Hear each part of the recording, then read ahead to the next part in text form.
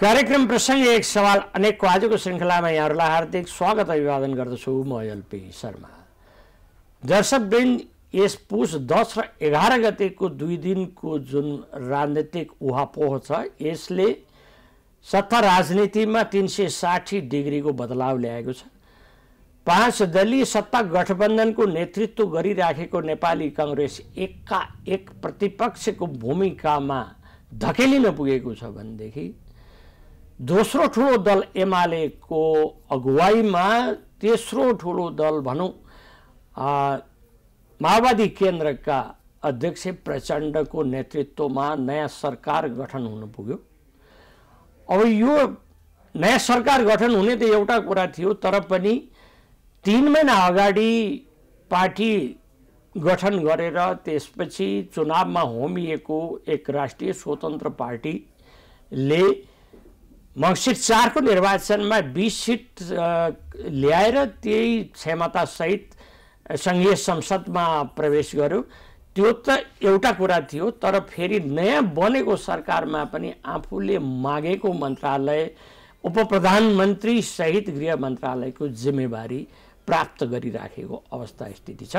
अब यसमा प्रधानमन्त्री अहिले जुन प्रचण्ड हुनुहुन्छ, उहाँले 1.5 वर्षदेखि जसका विरुद्ध बगावत गर्नुभयो, जसका विरुद्ध उहाँले वक्तव्यबाजी गर्नुभयो, ल प्रलाप गरिराख्नुभयो र विरोध गरिराख्नुभयो, आखिरी गएर अहिलेको समयमा उहाँकै शरणमा तम शरणम हुन पुग्नु भएको स्थिति र अवस्थाले गर्दा के यस भूमिबाट सत्ताको एउटा इमान्दारिता र नैतिकता र मूल्यको राजनीति सिद्धिएकै हो त भन्ने अवस्थामा धेरै विश्लेषक र धेरै राजनीतिक चिन्तकहरूले आफ्नो विचार प्रकट गर्न थालेका छन्।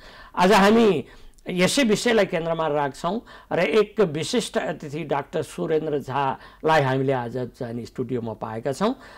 उहाँ एक राजनीतिक विश्लेषक हुनुहुन्छ र लोसपा लोकतान्त्रिक समाजवादी पार्टीको केन्द्रीय समिति सदस्य पनि हुनुहुन्छ। हामी आज यसै विषयको सेरोफेरोमा रहेर अन्तर्संवाद प्रारम्भ गर्नेछौँ। अब हामी कुनै विलम्ब नगरी डाक्टर साहबलाई यस कार्यक्रममा हार्दिक स्वागत गरौँ। स्वागत छ डाक्टर साहब यस कार्यक्रममा। धन्यवाद। अब डाक्टर साहब, हाम्रो अन्तर्संवादको ढोका यसैबाट खोलौँ कि मैले अलिकति ओपनिङमा थोरै लामो भए पनि केही कुराहरू बताएँ।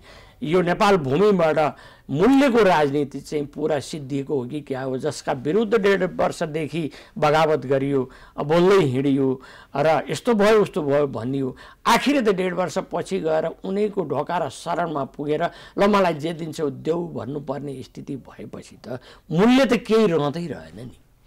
सहजै चाहिँ नै तपाईँ प्रधानमन्त्री बन्नुहोस् भन्दाखेरि गणेशमान सिंहले चाहिँ नै होइन म बन्दिनँ, मभन्दा सक्षम चाहिँ नै पढे लेखेको कृष्ण प्रसाद भट्टराईजी हुनुहुन्छ, उहाँलाई बनाउनुहोस् भनेर आफैले सारेको उदाहरणहरू हामी यस्ता संस्कार छँदैन। 2/3 सरकारको सञ्चालनमा तत्कालीन विश्वेश्वर प्रसाद कोइरालाजी हुनुहुन्थ्यो, राजाबाट कु भयो, उहाँले अपदस्थ गरियो र उहाँले भनौँ न एकदम कम समयमा लगभग 45 वर्षको उमेरमा दुनियाँबाट जानुभयो र एउटा धेरै ठुलो मूल्य मान्यता आदर्श एउटा सिद्धान्तको चाहिँ नि प्रतिमूर्तिको रूपमा आज पनि हामीले उहाँलाई महामानवको रूपमा चाहिँ नि चिन्ने गर्छौँ। म सम्झिन्छु मनमोहन अधिकारीजी नेता हुनुहुन्थ्यो, प्रधानमन्त्री बन्नुभयो, उहाँको जीवनशैली, उहाँको एकमात्र छोरा प्रकाशजी हुनुहुन्छ, उहाँ जियोलोजिस्ट हो, तपाईँको विश्व एसियामै एकदम ख्याति प्राप्त। उहाँ राजनीतिबाट एकदमै टाढा रहनुभयो। मलाई लाग्छ धेरै साथीलाई त त्यो नेकपा तत्कालीन एमाले पार्टीलाई थाहा थिएन कि उहाँको छोरा उहाँ हो र उहाँ चाहिँ नै अन्तर्राष्ट्रिय स्तरको विद्वत व्यक्तित्व हुनुहुन्छ भन्ने पनि थाहा थिएन। यो मैले केही दृष्टान्त यहाँहरूलाई राखेँ। अहिले जीवित राजनीतिज्ञहरूमा मान्य महन्त ठाकुरजी हुनुहुन्छ, उहाँहरूले आफूलाई चाहिँ नि कयौँ पटक मन्त्री बन्नुभयो, राज्यको चाहिँ नि धेरै उच्च स्थानमा जानुभयो, पार्टीमा पनि दोस्रो तेस्रो नेताको रूपमा कार्य गर्नुभयो, तर सामान्य जीवनयापन बाँचेर एउटा घर समेत नबनाइकन चाहिँ नि आजीवन जनताको लागि काम गर्ने उत्सर्ग गर्ने व्यक्तित्वहरूको रूपमा यहाँ देखिन्छ। हजुरले जुन विषय उठान गर्नुभएको छ, एउटा दुर्भाग्य के भएको छ भने यो खास गरिकन माओवादी पार्टी जब जङ्गलबाट सडकमा आए र संसदमा आए, त्यस पश्चात हामीले स्खलित हुँदै हुँदै हुँदै हुँदै हामी यहाँसम्म आयौँ कि एउटा भाष्य कस्तो निर्माण गरियो भने राजनीति गर्ने भनेकै मन्त्री बन्नको लागि हो, पदमा जानको लागि हो र त्यो फेरि त्यहाँ गएर के गर्ने भन्दाखेरि अकुत सम्पत्ति आर्जन गर्ने, छोरा छोरी ज्वाइँ साली भाइ भतिजा जति पनि छन् नातालाई चाहिँ नि उसको लागि अकुत सम्पत्ति कमाउनु पर्छ भन्ने भयो। अब म चाहिँ अब अलिकति यो तपाईँको चाहिँ नि डेमोक्रेट स्कुलिङबाट चाहिँ नि दीक्षित भएको पात्र परेँ।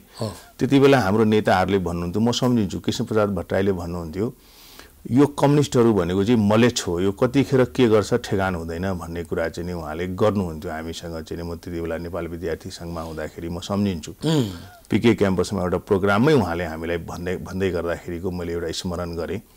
र उहाँले अर्को चिज पनि भन्ने गर्नुहुन्थ्यो कि राजा महेन्द्रको भुँडीबाट पेटबाट जन्मेका यो केही कम्युनिस्टहरू छन्, यिनीहरूलाई सिद्धान्तसँग मतलब छैन, खान पाएपछि यिनीहरूले जे पनि गर्छ भनेर भन्नुहुन्थ्यो। र व्यक्तिगत रूपमा मैले यो प्रचण्डजीको जुन पात्रताम छ र उहाँको जुन चलाइमान नेचर छ र थुप्रै तपाईँले हेर्नुभएको होला, एक जमानामा जसको फोटो हेर्नलाई मान्छे ललायित हुने गर्थे, जसको भाषण सुन्नलाई मान्छे चाहिँ काठमाडौँबाट झापासम्म पुग्थे, आज थुप्रै पात्रहरू हुनुहुन्छ। यो नेपालको राजनीतिमा उहाँहरूको चाहिँ त्यो तिरस्कृत भएर कहाँ कुनामा भित्तामा पुर्याइएको चाहिँ अवस्था छ। त्यो किन भएको भन्दाखेरि राज्य सत्तालाई चाहिँ नि आफ्नो अनुकूल उपयोग गरेर अकुत सम्पत्ति कमाउने भन्ने खालको तथाकथित कम्युनिस्ट नेताहरू चाहिँ पार्टी कब्जा गरे, संगठन कब्जा गरे र एउटा विशेष प्रवृत्तिको सैद्धान्तिक एउटा चाहिँ नि उच्चतम लेभलमा पुगेको कम्युनिस्ट नेताहरूलाई नै उनीहरूले ओझेलमा पारे र तिनलाई पाखा लगाइदिए। त्यसैले जुन 2 दिन अगाडि जुन यहाँले भन्नुभयो नैतिकताको राजनीतिको कुरा गर्दाखेरि अलिक खाडल पर्यो हाम्रो देशमा। मैले देखेको अब चुनावमा चाहिँ तपाईँ एउटा गठबन्धनमा रहेर चुनाव लड्नुहुन्छ, यो गठबन्धन नै चाहिँ हामी 15 वर्षसम्म लिएर जान्छौँ भन्नुहुन्छ, वक्तव्यबाजी दिनुहुन्छ। आफूसँगै तपाईँ चाहिँ नि आफ्नै नेतृत्वमा 2टा अध्यक्ष भएर एउटा पार्टी खडा गर्नुभयो, जनतालाई चाहिँ नि लगभग 2/3 नजिकको सरकार बनाउँछु भनेर जनताले मत पनि दिए। त्यो पार्टीले चाहिँ 3 वर्षसम्म काम गर्दाखेरि मैले सम्झिन्छु 25 पटक त मन्त्रीमण्डल रिसफल गर्यो। त्यो पार्टी 3 टुक्रा चाहिँ नि मा भयो। र अहिले सामाजिक सञ्जालमा एउटा भिडियो तपाईँले हेर्न सक्नुहुन्छ, हिजो कान्तिपुर टेलिभिजनको समाचारमा पनि देखायो कि प्रचण्डजीले केपी ओलीजीलाई सम्बोधन गरेको भाषा शैली शब्दावली र केपी ओलीजीले प्रचण्डको लागि प्रयोग गरेको भाषा शैली शब्दावली हेर्दाखेरि त कस्तो लाग्यो भने नि त्यो सुन्दाखेरि पनि नयाँ जेनेरेसनको बच्चाहरूले चाहिँ त्यो सुन्यो भने मनोविज्ञान बिग्रिन्छ, नेता भनेकै गालीमा चाहिँ प्राङ्गत डक्टरेट गरेको मान्छेहरू हो कि क्या हो भन्ने किसिमको चाहिँ देखिन्छ। नानीहरूले पनि यो देशको पूर्व प्रधानमन्त्री हो भन्दाखेरि पनि आङसिरिङ हुने, लाज लाग्ने, मुख छोपेर हिँड्नुपर्ने स्थिति त्यस्तो अवस्थाको चाहिँ उहाँहरूले क्रियाकलाप गर्ने। अनि फेरि तपाईँको त्यो ठाउँमा जानको लागि चाहिँ तपाईँको भनौँ न शरीरबाट निस्किसकेको फोहरलाई फेरि शरीरभित्र हाल्नलाई एउटै द्वार मुखबाटै हाल्नु पर्यो, कुनै हिचकिचाहट नहुने भन्दाखेरि त यसले के देखाउँछ भने यो राजनीतिक स्खलनतिर जाँदैछ। र एउटा ठुलो वितृष्णा थियो तपाईँको चुनावभन्दा अगाडि, यो स्थानीय निर्वाचनभन्दा अगाडि यो दलहरूप्रति, खास गरिकन ठुला दलहरूप्रति यिनीहरूको सिन्डिकेट प्रणाली जसरी पनि तपाईँको त्यही अनुहार, त्यही व्यक्ति, त्यही पात्रताम, त्यसैलाई चाहिँ बारम्बार चाहिँ तपाईँको सांसद मन्त्री बनाइराख्नुपर्ने, प्रधानमन्त्री बनाइराख्नुपर्ने, फगत गिन्तीको लागि मात्रै बनाइराख्नुपर्ने, आम नागरिकको जीवनमा तात्विक कुनै चाहिँ तपाईँको चाहिँ भिन्नता नआउने, प्रगतिको बाटोमा जान नसक्ने, शिक्षा दीक्षा, स्कुल, कल कारखाना, अस्पताल जहाँ पनि एउटा नागरिक चाहिँ एम्बुलेन्स चाहिँ चढ्न नपाएर चाहिँ मृत्युसम्म जानुपर्ने, रोजगारीको त कुरै छोडिदिउँ, हामी त युवा जनशक्ति एक्सपोर्टको कन्ट्रीको रूपमा हामी छौँ। तर यो राजनीति गर्ने पार्टीहरूको चाहिँ तपाईँको चाहिँ यो चाहिँ दोहन गरेर राज्य सत्तामा चाहिँ आफ्नो हालिमुहाली गरेर गफ गरेर कहिल्यै नथाक्ने, तर क्रियात्मक कुरा गर्दाखेरि, एक्सनमा जाँदाखेरि केही नगर्ने, सिन्का नभाँच्ने, जनताप्रतिको जवाफदेहिता नहुने र तपाईँको सिन्डिकेट प्रणाली बनायो भनेर स्थानीय तहमा कतिपय ठाउँमा चाहिँ मान्छेले विद्रोह गरे, स्वतन्त्र ढङ्गले चाहिँ साथीहरूले उम्मेदवारी दिनुभयो, कतिपय ठाउँमा विजय पनि हुनुभयो। र त्यसपछि यो चुनावमा तपाईँले अहिलेको निर्वाचनमा हेर्नु भने 2-3 नयाँ पार्टी निर्माण भयो। तपाईँको चाहिँ यो एउटा स्वतन्त्र पार्टी भन्ने निर्माण भयो, राष्ट्रिय स्वतन्त्र पार्टी एउटा निर्माण भयो। अर्कोतिर तपाईँको चाहिँ यो राष्ट्रिय जनमत पार्टी र राष्ट्रिय उन्मुक्ति पार्टीहरू चाहिँ निर्माण भयो। त्यो निर्माण हुनुको सबै पार्टीहरूको चाहिँ स्थिति हेर्नु हो भने स्वतन्त्र पार्टीको त केही एजेन्डै थिएन, राजनीतिक एजेन्डा परिष्कृत ढङ्गले अब्जेक्टिभ मेरो यो भनेर त उहाँहरूले अहिलेसम्म भन्न सक्नु भएको छैन। एउटा मात्रै कुरा उहाँहरूले उठाउनुहुन्थ्यो, सुशासनको सन्दर्भ, जुन तपाईँहरू जस्तो साथीहरूले त यो यहाँ चाहिँ यत्रो मिडियामा 101 रवि लामिछाने भन्दा पनि धेरै अनुभवी लामो समयदेखि यो विषयहरू उत्थान गर्ने साथीहरू हुनुहुन्छ। र त्यसपछि चाहिँ त्यो जनता पनि कस्तो भयो भन्दाखेरि सहरी क्षेत्रमा खास गरिकन काठमाडौँमा, चितवनमा, पोखरातिर चाहिँ उहाँहरूले मत पनि प्राप्त गर्नुभयो। 6 महिना भएको छैन पार्टी खोलेको, तपाईँको चाहिँ अहिले 20 सांसद लिएर उहाँहरू संसदमा जानुभएको छ। र हामीले के एउटा भाष्य निर्माण गर्दैछौँ भने यो पछिल्लो समयमा यो राजनीतिक दलको नेताहरू, शीर्षस्थ व्यक्तिहरू सत्तामा जानको लागि र तपाईँको चाहिँ मन्त्री हुनको लागि मात्रै राजनीति गर्नुपर्छ भन्ने एउटा स्कुलिङ हामीले अरू राजनीतिको कुनै ध्येय छैन, हामीले त्यो भाष्य निर्माण गर्न थाल्यौँ। र अहिले मान्छेले के सन्देश हामी दिन गइराखेको छौँ भने सरकार सञ्चालनमा हाम्रो पार्टी पुगेन, हामी मन्त्री हुन सकेनौँ, हामी चाहिँ मेयर हुन सकेनौँ, हामी चाहिँ मुख्यमन्त्री हुन सकेनौँ भने त यो राजनीति गर्नु नै बेकार हो। म सबैभन्दा असफल, असक्षम, अयोग्य मान्छे रहेछु राजनीतिक वृत्तिमा भन्ने देखिएको छ। र तपाईँको चाहिँ यो मन्त्रीमण्डल निर्माण गर्दाखेरि तपाईँको जुन कानुनलाई धज्जी उडाएर हामी संहिता मोडेलमा गयौँ। संहिता लिएर आउँदाखेरि हामीले सङ्घर्ष गरेर ल्याएको मधेस त्यसको जननी हो, हाम्रो पार्टी त्यसको जननी हो, मधेसी मोर्चा तत्कालीन त्यसको जननी हो।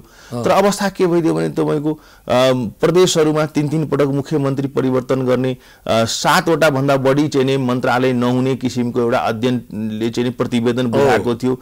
त्यो मन्त्रालय चाहिँ तपाईँको तोडेर 18वटा मन्त्रालय समेत बनाइदिए भन्दाखेरि यो सबै काम हुने र गर्ने अथवा यो हुनुपर्छ, यसलाई चाहिँ यो किसिमको भाष्य निर्माण गर्ने, न्यारेटिभ र यो ठिक हो भन्ने कुरा स्थापित गर्नेतिर तल्लिन्छ तपाईँको चाहिँ यो राजनीतिक दलहरूको चाहिँ मठाधीशहरू भनौँ न, अध्यक्षहरू जो बारम्बार प्रधानमन्त्री भएका छन् र एउटा रेजिमेन्टेड पार्टी खडा गर्नुभएको छ यो केपी शर्मा ओलीजीले। र उहाँले पनि एउटा यो उद्यम चलाएको जस्तो, कर्पोरेट चलाएको जस्तो मान्छेले त्यो ठाउँमा भर्ना गर्ने, भर्ना गरिसकेपछि तपाईँको चाहिँ अकुत सम्पत्ति ल्याउने अनि त्यसको मार्जिन चाहिँ तपाईँको घरमा बसी बसी खाने। तपाईँको हिन्दी सिनेमाको चाहिँ तपाईँको त्यो मुभीहरूमा देख्नुहुन्छ नि, डन प्रवृत्तिबाट चाहिँ बस्ने र चाहिँ राज्यलाई दोहन गर्ने भन्ने किसिमतिर हामी जाँदैछौँ। यसले गम्भीर प्रश्न के खडा गरेको छ भने राजनीति सेवा हो, यो त्याग हो। देशको उत्कृष्ट व्यक्तिहरू सबै सेक्टरमा राम्रो क्षमता दक्षता भएको मान्छेहरूलाई चाहिँ ल्याएर यसलाई चाहिँ राज्यले रूपान्तरण गर्नेतिर जनताप्रति चाहिँ दायित्व बोध गरेर आफू चाहिँ लो प्रोफाइलमा बसेर सामान्य जीवन बाँचेर, नागरिक जस्तै जीवन बाँचेर जनस्तरको जीवन उकास्नु पर्ने काममा लाग्नु पर्ने हो। कता कता अहिले तडक भडकको राजनीतिमा चाहिँ हामी जसरी पनि चाहिन्छ। अब राजनीतिक दर्शन, सिद्धान्त, एजेन्डासँग त कुनै अर्थै रहेन नि। अहिले तपाईँले मैले भनौँ अहिले गठन भएको मन्त्रीमण्डल हेर्नुहोस् न तपाईँ, संहितावादी पनि ती छन्, संहिता हुनु हुँदैन भन्ने ती छन्, धर्मवादी पनि ती छन्, तपाईँको धर्मवादी ती छन्, राजा फाल्नुपर्छ भनेको नाइके नेतृत्व गरेको पार्टी पनि ती छ, नभई हुँदैन भन्ने पार्टी पनि ती छ, दक्षिणपन्थी ती छ, वामपन्थी भन्ने तथाकथित पनि ती छन्। भन्दाखेरि त यो खिचडीले चाहिँ के पकाउँछ भन्ने कुरा त प्रश्न उठ्छ नि। अनि यो संविधानमा चाहिँ जुन जुन चिजमा हाम्रो अब्लिगेसन छ, हामीले यसलाई मान्दैनौँ भनेको छ, त्यो सबै मान्छे फेरि त्यो संविधान तहत चाहिँ शपथ ग्रहण गरेको छ, सबै सरकारमा गएको छ, सबैले चाहिँ तपाईँको यो सम्पत्ति, अकुत सम्पत्ति कमाउनलाई, राष्ट्रको ढुकुटी दोहन गर्नलाई त्यहाँ पुगेको छ। र यसको सरदारहरू फेरि को हो भन्दाखेरि जसले आफूलाई भन्छ म 12 वर्ष जेल काटेँ, किन जेल काटे त्यो चाहिँ भन्दैन फेरि नयाँ पुस्तालाई कि मैले अपराध गरेँ त्यही भएर म जेल काटेँ भन्दैन। 17,000 भन्दा बढी नागरिकले चाहिँ ज्यान गुमाउनु पर्यो, यत्रो जनयुद्ध भयो। त्यो जनयुद्ध के को लागि भएको थियो भन्दाखेरि फगत त्यो प्रचण्डजीलाई चाहिँ छविलालको भूमिकामा ल्याउनलाई भएको थिएन नि। उहाँको 2 जना छोरी ज्वाइँ त्यो सबैको लागि सम्पत्ति बनाउनलाई भएको थिएन नि, उसको लागि स्थापित गर्नलाई भएको थिएन नि। आज 2064 सालदेखिको तपाईँ नेकपा माओवादी केन्द्रकै अवस्था हेर्नुभयो भने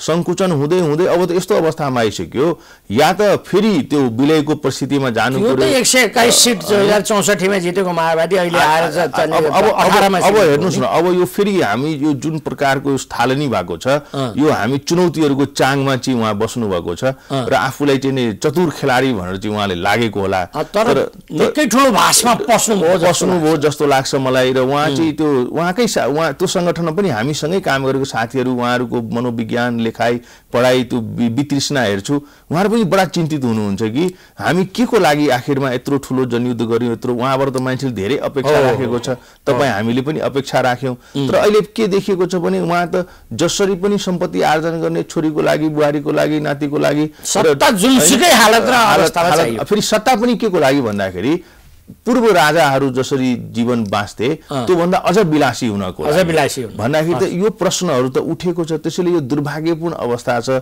यसलाई यो भाष्यलाई चाहिँ यो गलत हो भनेर चाहिँ नि हामीले स्थापित गर्ने अवस्था छ हामी एक छोटो विश्राममा जानेछौँ त्यसपछि अन्तर संवादको सिलसिलालाई पुनः जोड्नेछौँ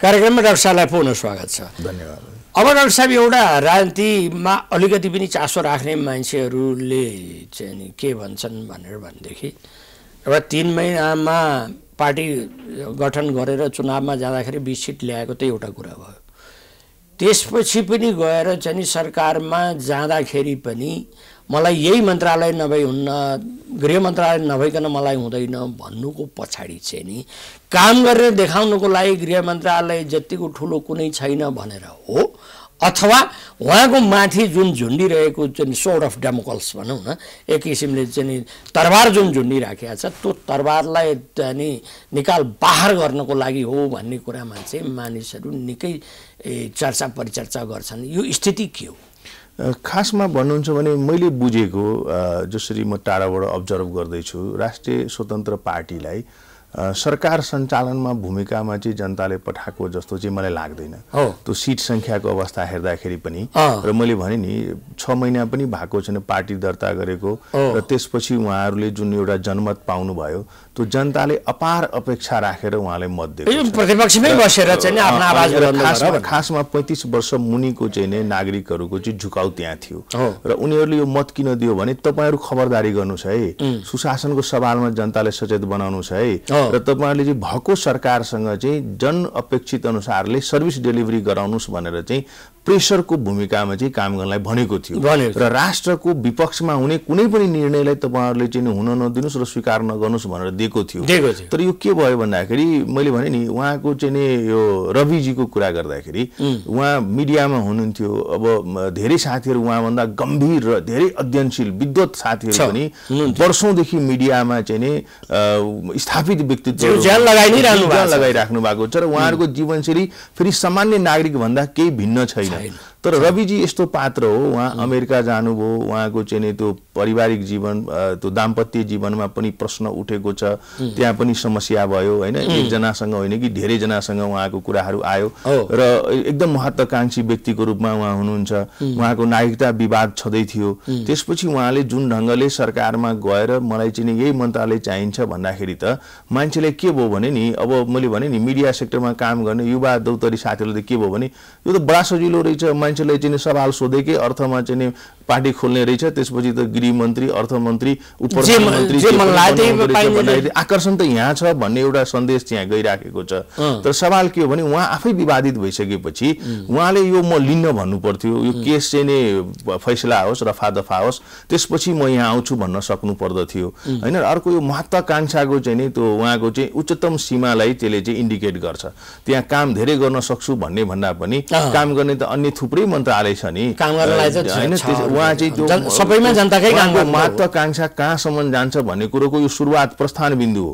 तपाई हेर्दै गर्नु होला त्यसपछि उहाँले के गर्न सक्नुहुन्छ र अर्को चुनौतीपूर्ण कुरा के छ भने यदि उहाँहरूले आफूलाई त्यो जुन जनताले जुन एउटा खबरदारीको भूमिकामा जुन देख्न खोजेको थियो त्यतातिर उहाँ जान सक्नु भएन भने त त्यो जनताले अपेक्षा गरेको वैकल्पिक शक्ति त फेरि स्टेपनी भएर त्यही सिद्धिने भयो नि त तपाईको त्यो डिकीमै सिद्धिने भयो नि त त्यसपछि त हामीले अर्को इलेक्सन त्यसपछि तपाईको चाहिँ अर्को चाहिँ प्रारूपमा लिडरशिप चाहिँ तपाईको वैकल्पिक लिडरशिप डेभलप गर्ने कुरामा त त्यो संगठन चुक्छ त्यसैले मैले यसलाई के देखाएको छु भने मैले फेरि धेरै अपेक्षा रविजीबाट किन पनि गर्दिनँ भने उहाँ र हाम्रो एज फ्याक्टर मलाई लाग्छ उहाँभन्दा अलिकति म एजले सिनियर र त्यही दौतरी हौँला मलाई के लाग्छ उहाँ धेरै महत्त्वाकांक्षी व्यक्ति हुनुहुन्छ र उहाँले चाहिँ त्यो जुन इनिसिएटिभ लिनुभयो र जुन प्रक्रिया अगाडि बढाउनु भएको छ त्यो चुनौतीपूर्ण छ र उहाँलाई चाहिँ सङ्गठनले लगाम लगाउनु पर्छ भन्ने पनि मलाई लाग्छ अरू साथीहरूले। अब डाक्टर साहब चाहिँ प्रचण्डजी पनि एकदम चाहिँ नि हाँसी खुसी सत्ता आरोहण गर्नुभयो, उहाँलाई जसरी पनि सत्ता चाहिएको, प्रधानमन्त्री चाहिएको।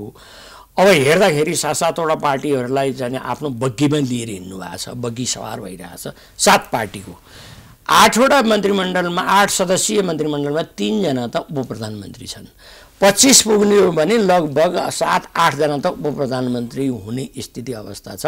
अहिले डाक्टर साहबले भने जस्तै अब यहाँ चाहिँ नि राजा मान्ने पनि छन्, नमान्ने पनि छन्, मार्ने पनि छन्, काट्ने पनि छन्, फाल्ने पनि छन्, संहिता पनि त्यही छ, विरोधी पनि त्यही छन्। त्यो जम्मैबाट रिजल्ट निकाल्न कसरी सक्नु होला र त्यो चुनौती वास्तवमा हाम्रो प्रधानमन्त्रीको चुनौती चाहिँ के हो? एउटा ठुलो चुनौती त जुन अघि हजुरले भन्नुभयो कि विचारधारालाई संयोजन कसरी गर्नुहुन्छ। जस्तै मैले अपेक्षा गरेको प्रचण्डजीले प्रथम क्याबिनेटबाट यो रोकिराखेको नागरिकता विधेयक ल्याउनलाई चाहिँ उहाँले सङ्कल्प प्रस्ताव पारित गर्न सक्नु पर्दथ्यो। मान्य रेशम चौधरीलाई म जेलबाट मुक्त गराउँछु भनेर उहाँले सङ्कल्प प्रस्ताव पारित गर्न सक्नु पर्दथ्यो। राजा चाहिँदैन, म गणतन्त्रको नायक हो, यो कुनै पनि हालतमा यो राजा साजा यो मरिसकेको सिनोलाई फेरि बिताउने कुरा म गर्दिनँ, यसमा कुनै प्रकारको चाहिँ त यो मेरो क्याबिनेटमा मेरो प्रधानमन्त्रीको कालमा यसमा सवाल जवाफ तर्क वितर्क केही पनि हुँदैन भनेर उहाँले सङ्कल्प प्रस्ताव पारित गर्न सक्नु पर्दथ्यो। संहिता चाहिँ नि हामीले ल्यायौँ, सङ्घर्ष गरेर आयो, यसको चाहिँ आधारशिला चाहिँ जनयुद्ध हो। संहिताको विपक्षमा बोल्ने र संहिताको विपरीत काम गर्ने कुनै पनि कुरो चाहिँ यो क्याबिनेटमा हुन दिन्न म भनेर उहाँले सङ्कल्प प्रस्ताव पारित गर्न सक्नु पर्दथ्यो। संहितालाई मूर्त रूप दिनलाई कानुनहरू जे निर्माण हुन बाँकी छ त्यसलाई मैले मूर्त रूप दिन्छु भने सङ्कल्प छ, यो राजनीतिक कुरा हो। उहाँले चाहिँ त्यो प्रथम क्याबिनेटबाट गर्न सक्नु पर्दथ्यो। यदि उहाँ शक्तिमान र उहाँ चाहिँ सर्वे सर्वा प्रधानमन्त्री र म केही दिशानिर्देश गर्न चाहन्छु भन्यो भने अन्तिम सङ्कल्प प्रस्ताव यो संविधानलाई अक्षरशः पालना गर्नको लागि म प्रतिबद्ध छु, यो क्याबिनेट प्रतिबद्ध छ, यसको विपरीत विपक्षमा बोल्ने कुनैसँग म कुनै प्रकारको सम्झौता सहमति गर्दिनँ भन्न सक्नु पर्दथ्यो। यो चाहिँ राजनीतिक चुनौतीहरू भयो जुन उहाँले केही पनि गर्नु भएको छैन। उहाँबाट अपेक्षा पनि गर्न मिलेन, उहाँले सक्नुहुन्छ भन्ने पनि मलाई विश्वास छैन। किन भन्दाखेरि उहाँको सिट सङ्ख्या हेर्नुहोस् न, प्रधानमन्त्री त उहाँ हो तर उहाँको चाहिँ प्रधानमन्त्रीमा सिट सङ्ख्या कति छ? 32 जनाको। उप प्रधानमन्त्रीमा जसले हट गर्यो मलाई यो नभई हुन्न भन्यो 32 जना छ। त्यसैले सायद मलाई लाग्छ जो रविजीले उहाँलाई गाली गर्दै चुनाव जिते आज त्यो रविजीलाई उप प्रधानमन्त्री सहित छेउमा राखेर गृहमन्त्री दिनु परेको छ भन्दाखेरि उहाँ कति दयनीय अवस्थामा निरी हुनुहुन्छ भन्दा त्यहीबाट साबित हुन्छ। अर्को चुनौती चाहिँ तपाईँको के छ भने हाम्रो यो मित्र राष्ट्रहरूसँगको सम्बन्ध र समुद्र पारीको राष्ट्रहरूसँगको सम्बन्ध सारा विश्वले नेपालले माया गर्छ, तर आज नेपाल सरकारप्रति गभर्नमेन्टप्रति र यहाँको पार्टीहरू प्रधानमन्त्री हुने अथवा राष्ट्रको नेतृत्व गर्ने पार्टीहरूप्रति विश्वसनीयताको अभाव देखिँदैछ, चुलिँदै गएको छ। कसैलाई विश्वास गर्ने? यी पात्रहरू, यी पार्टीको सभापतिहरू अथवा प्रधानमन्त्रीहरू कमिटमेन्ट गरेको पुरा गर्छ त भन्दाखेरि प्रश्न चाहिँ ठुलो प्रश्न चिन्ह उठेको छ। र स्खलित हुँदाहुँदै आज हामी यस्तो अवस्थामा आइसकेका छौँ कि धेरै सन्धि सम्झौता हामीले गर्ने गरेको छौँ, कार्यान्वयन भइराखेको छैन। देशको चाहिँ तेस्रो ठुलो चुनौती भनेको के हो भन्दाखेरि तपाईँको आर्थिक चुनौती हो। आर्थिक चुनौतीमा चाहिँ तपाईँको चाहिँ देखिराख्नु भएको छ कि हाम्रो एक्सपोर्टदेखि लिएर के हुँदैन, इम्पोर्टमा हामी आश्रित छौँ। भारतसँगको हाम्रो ट्रेड डेफिसिट कति आकाशिदो छ त्यो पनि हामीले देखिराखेको छौँ। अर्कोतिर तलब खुवाउनको लागि हामीसँग चाहिँ राज्यको आम्दानी भन्दा त्यो खर्च दैनिक खर्च चाहिँ बढी भयो, बेसी भइराखेको छ। त्यसको लागि हामीले लोन लिनु परिराखेको छ, तलबै खुवाउन नसक्ने स्थिति छ, हामीले चाहिँ लोन लिनु परिराखेको छ भन्दाखेरि आर्थिक चुनौती पनि उहाँसँग छ।